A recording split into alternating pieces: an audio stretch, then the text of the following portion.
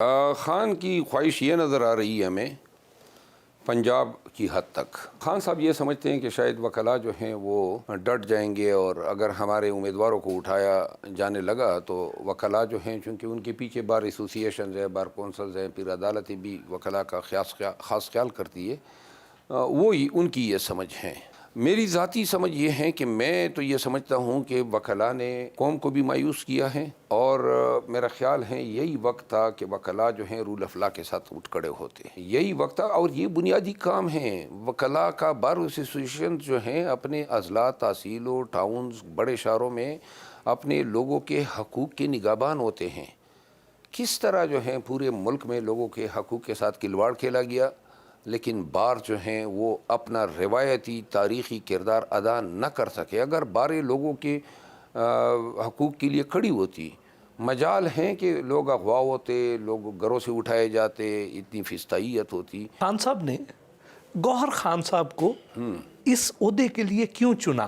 کیا وہ فرنٹ پہ آ کے پارٹی کو لیڈ کر سکیں گے جس طرح خان صاحب کیا کرتے تھے؟ جو مجھے ذاتی طور پہ نظر آ رہے ہیں 2-3 وجوہات جس نے شاید خان کو جو ہیں وہ اس پہ مائل کیا. وہ نمبر 1 یہ ہیں کہ گوہر خان ہماری ٹیم میں سب سے زیادہ برداشت والا آدمی ہے، تحمل رکھتا ہے، سافٹ سپوکن ہے، امریکہ سے پڑھا لکھا ہے، بیرسٹر ہیں، UK سے پڑھا ہے، اور بڑا اچھا فیملی بیک گراؤنڈ ہے.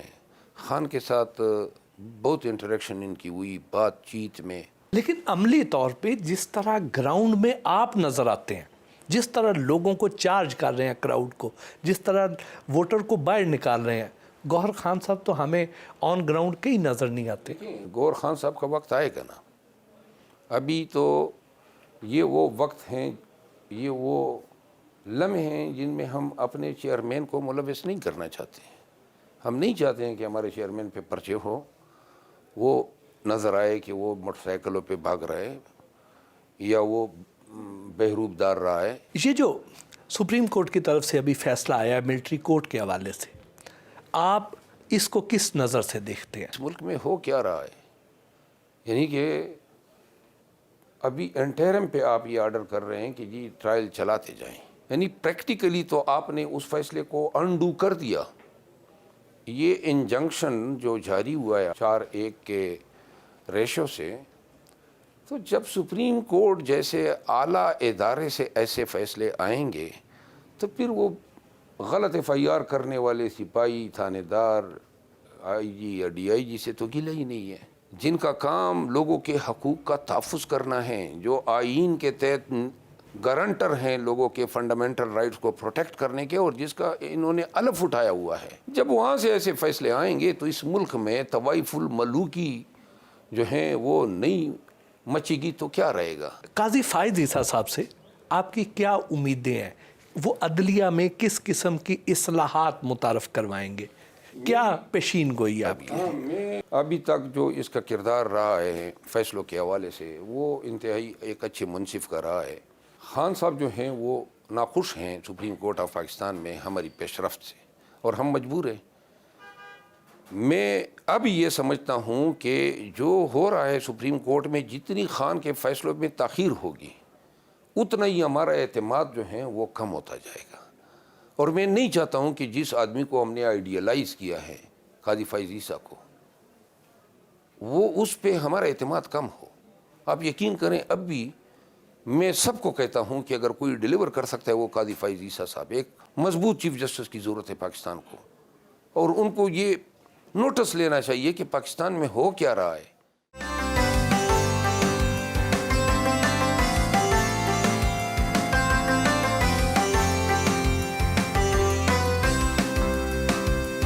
مختلف علاقوں سے آئے ہوئے تحریک انصاف کے کارکنوں کے حلقوں کے سیاسی مسائل سنے اور ان کے حل تجویز کیے. پنجاب، KPK اور بلوچستان سے آئے ہوئے وفود سے ملاقات کی، کنونشنز اور جلسوں کے حوالے سے پارٹی حکمت عملی پر رہنمائی دی.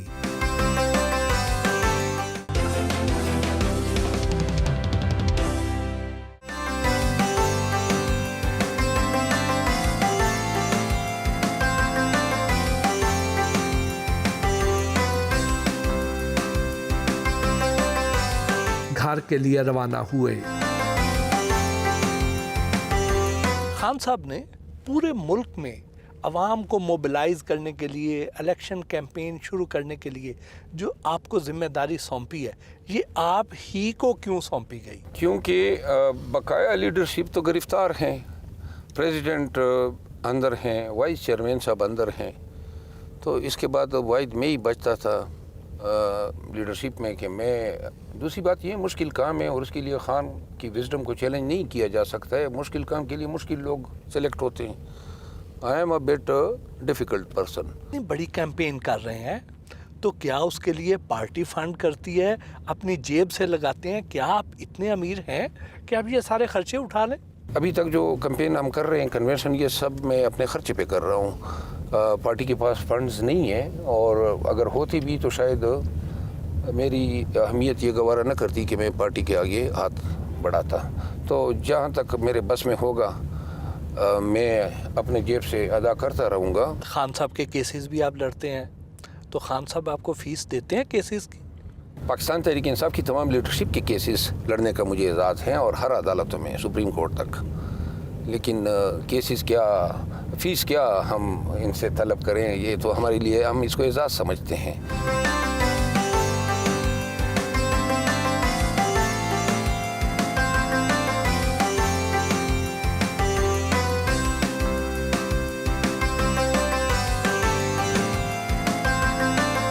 शेर अफजल मरवत से गुफ्तगू का सिलसिला जारी रहा। इलेक्शन में जो भी नतीजा आए, क्या पीटीआई उसको कबूल करेगी? ऐसे हालात में अगर इलेक्शन होते हैं जो आज हम पे नाफिजुल अमल हैं, तो फिर तो ये इलेक्शन नहीं है, ये तो जबर है और इससे कराहियत आएगी। और ऐसे इलेक्शन के नतीजे में कोई भी हुकूमत किसी भी अखलाकी या कानूनी जो सैंक्शन है वो उसको हासिल नहीं होगा। क्या आपका अपना इलेक्शन लड़ने का इरादा भी है? मैंने पहले भी अर्ज किया, मेरा अपना इलेक्शन लड़ने का ज़ाती तौर पे कोई ख्वाहिश नहीं है।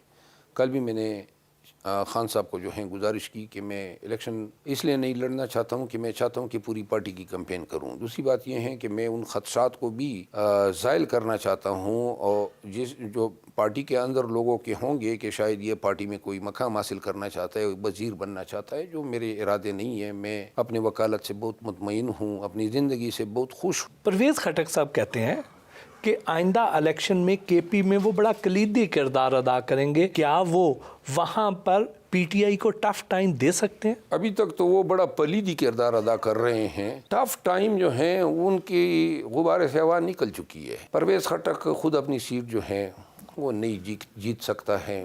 केपी ने बता दिया कि वो खान के साथ कड़ी है। पूरा पंजाब और पूरे मुल्क में यही सूरत